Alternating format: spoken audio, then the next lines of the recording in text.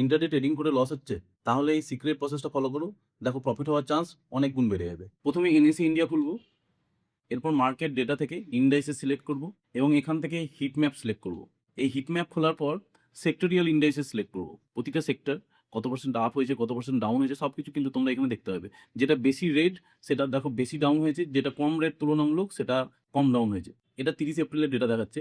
আজকে মার্কেট নিচে পড়ে আছে, ধরো তুমি আজকে শর্ট সেলিং করবে, তো প্রথমেই দেখে নাও যে কোন সেক্টর সব থেকে বেশি পড়েছে। এখানে তোমরা দেখতে পাচ্ছ যে নিফটি মেটাল 2.12% পড়েছে, আর নিফটি কনজিউমার ডিউরেবলস মোটামুটি 1.57% পড়েছে। তো এখানে নিফটি মেটাল খুলবো।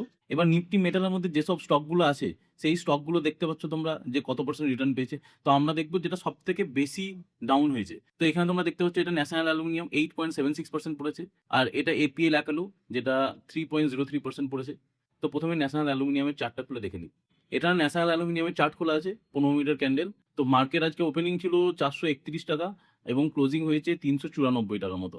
তো তোমরা দেখতে পাচ্ছ যে এখানে যদি তোমরা তোমাদের স্ট্র্যাটেজিকে কাজে লাগিয়ে যদি শর্ট সেলিং করো, তাহলে ভালো টাকা কিন্তু এখান থেকে ইনকাম করতে পারতে। ঠিক সেরকমই এপিএল অ্যাপেলো খুলে নেবো। এপিএল অ্যাপেলো মার্কেট ওপেন হয়েছিল দেখো 1956-তে এবং মার্কেট ক্লোজ হয়েছে 1907 টাকায়। তো এখানেও যদি তোমরা শর্ট সেলিং এ ট্রেড নিতে, তাহলে ভালো প্রফিট করতে পারতে।